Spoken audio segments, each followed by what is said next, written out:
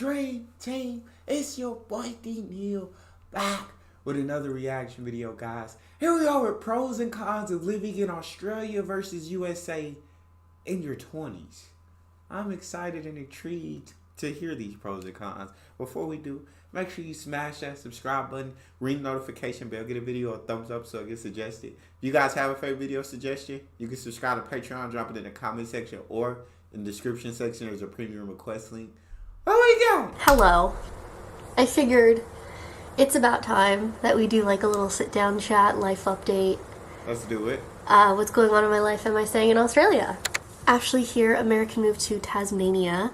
I've been meaning to film this video for a while, and just want to do like a little life update. I have been getting a lot of questions about, what my plans are after I finish my degree. I am submitting in November 19th.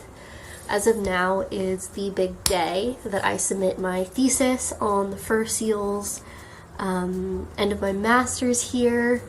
I started virtually last year during the pandemic, and then when I moved here in February, I was able to just get right into my research, which has been chaotic per usual, but loving it. And my student visa ends in March, and so I've been getting people like, are you staying in Australia? Like, what's the plan? What's going on? And I mean, from the get-go, I really wanted to try and do my PhD. Sorry, not try and do my PhD, like definitely do my PhD, but try and do it here in Tassie. But I forget if I talked about it in a vlog, but the way the University of Tasmania, where I go here, as well as a lot of other unis in Australia, they changed the way that they accept PhDs. So instead of it being a pretty like streamlined process, like say if the professors that I'm working with now have funding and they really want to work with me, they could be like, oh, I want Ashley on this project, let's get her on this project, let's get it funded, like blah blah blah, and then it would be pretty streamlined. Whereas now, to kind of make it more fair, but also it's like not fair, it's like if you already have the connections, then you already got a connection. I feel that. Dang, so it sounds like she's not gonna be able to stay she's not gonna be able to stay to get her PhD in Australia, which she wanted to do from the jump, but her visa's ending soon and she's gonna have to come back to the US, and I don't think she's happy about that. I don't think she's too happy about that. Fair. It's like if you already have the connections, then I feel that. It's like when you apply for a PhD, at least at UTAS, but I've heard this is with other unis as well for PhDs now here in Australia, is you get pooled, like when you apply for a PhD, you get pooled and ranked against every other PhD applicant at the university. So I would get ranked against engineers, like literature, like whatever the major is, and then we would get points. Like, this is insane. We would get given points based on our accomplishments. So if I talked in a conference, I would get this amount of points. For each publication I have, I get this amount of points. And it's to make it more fair, but it's just like, now it's like, oh, if you get, depending on what grade you get on your master's or your honors thesis, you get this amount of points. And it's just like, I hate that system. Like in the US, it's still very much like, if they look at your experience and they like you as a person and they see that you'd be a great fit for their lab, like personally, then you're good to go and you got it. Anyway, so that's kind of like put a damper. Yeah, it is. So it just sounds like different systems. Different places have different systems. I don't know which one is better. Because, I mean, they're giving you points according to your accomplishments, and they're rating you against all the other people who are applying for a PhD, which I feel like you can't be too upset about. I don't know. Is that unfair? I don't know.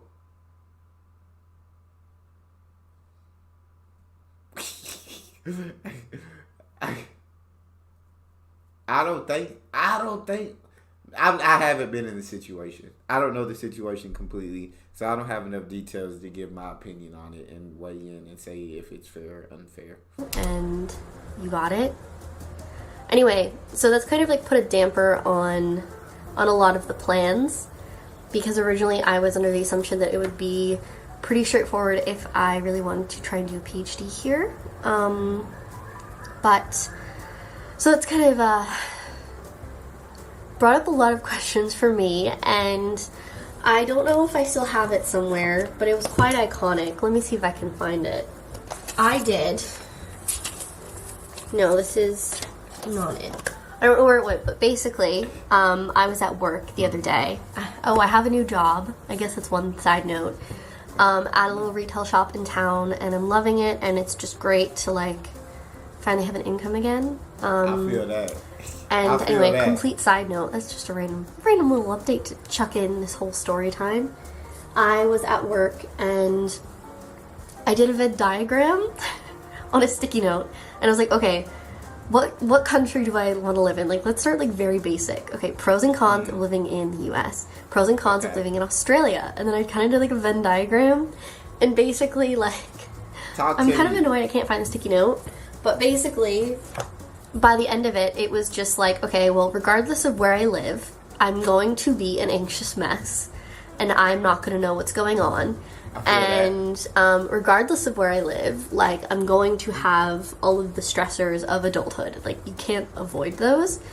And basically what it came down to was I was like, okay, first let's pick a country that I want to live in, and let's go from there. Yeah, I would think that would be your first choice. I think you're on the right path.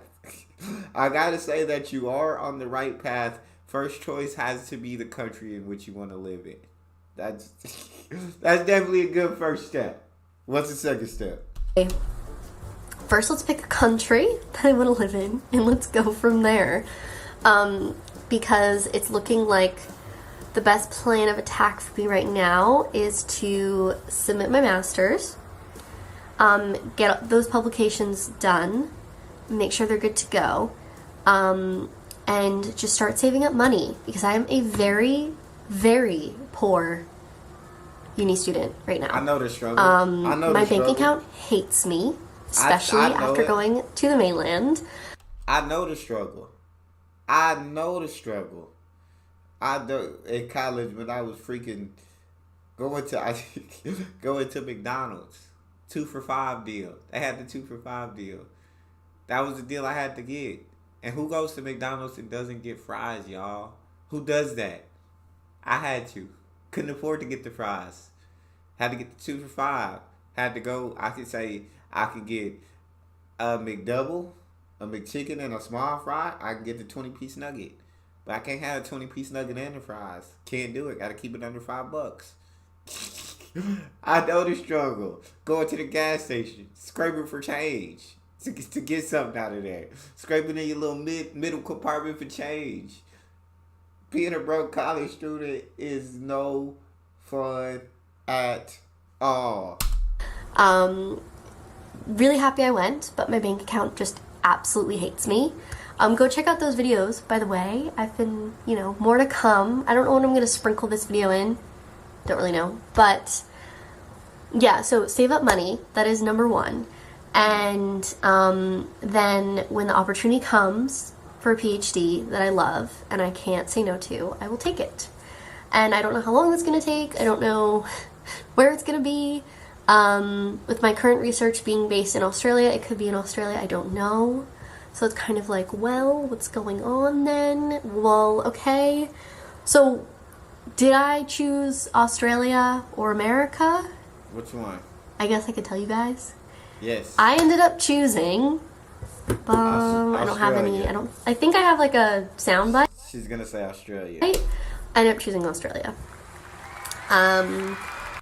I saw that coming from a million miles away. I saw that coming. For many reasons, but my quality of life is most definitely higher here, especially as a young adult. I feel that. I guess is kind of what I am. Yeah? Yeah. One thing, especially with saving up money, the pays are a lot higher here for casual, for whatever. So my savings will accumulate a lot quicker here, whereas if I moved back home to the States, yes, I probably would be able to move back in with my parents for a bit and not have to worry about rent for a bit, but I would have to go back to making like $8, $9 an hour. Maybe 10 if I'm lucky. And not lying. Because all throughout college, I never worked a job that paid more than $10 an hour. Yeah, throughout my entire college life, never worked a job that paid more than $10 an hour. Crazy.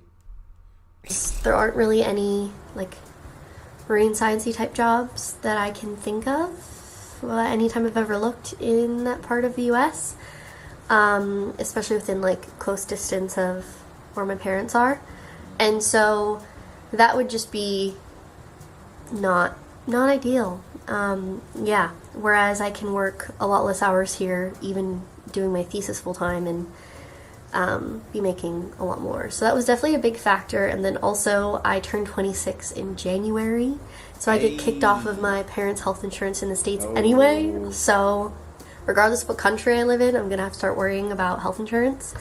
Your boy is 28 years old, guys. Have not had health insurance for 2 years. Ever since I got kicked off of my dad's insurance.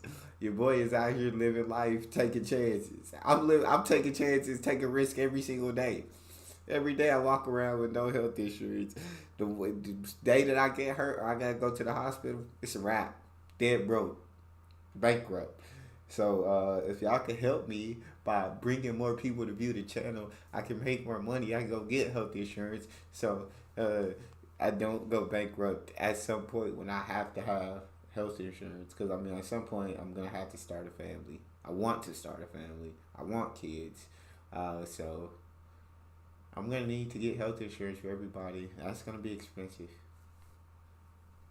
Bring more people to the channel, guys. I mean, I have to be on health insurance for my student visa here anyway, but it was miles cheaper than anything I've ever seen in the States that I know of. I feel that. But that's another thing, another adulting thing. Also, rent is cheaper here in Hobart. I know that's a hot topic, especially when I talk to a lot of other people here. Like, just thinking of what my brother pays in rent and people that I know in the States, it's a lot higher there. So, yeah. The plan is to hopefully stay in Hobart, if I can find a place to live, and sort that part out. But also what's really frustrating is, like, especially talking to my parents and being like, yeah, so I'm staying in Australia. And they're like, okay, do you have this lined up? Do you have this lined up? Do you have this lined up? Do you have this lined up? I'm like, well, no, and no. Because in Australia, everything is so last minute, and you don't really have a clue of what's going on or openings or anything until they happen. Like, everything is so last minute here. It's not even funny. Whereas in the States, like, especially for, like, renting, you have to really... This hair. Oh, my goodness. Yeah, there we go. You have to really just plan it so far in advance. And it's, Yeah. Yeah, it's just really interesting. Like, that's what's going on. So, yeah. Yeah, I feel like you do renting here. You do have to plan it. Because you got to save up the money. In order to move, I would say you should save up like $3K.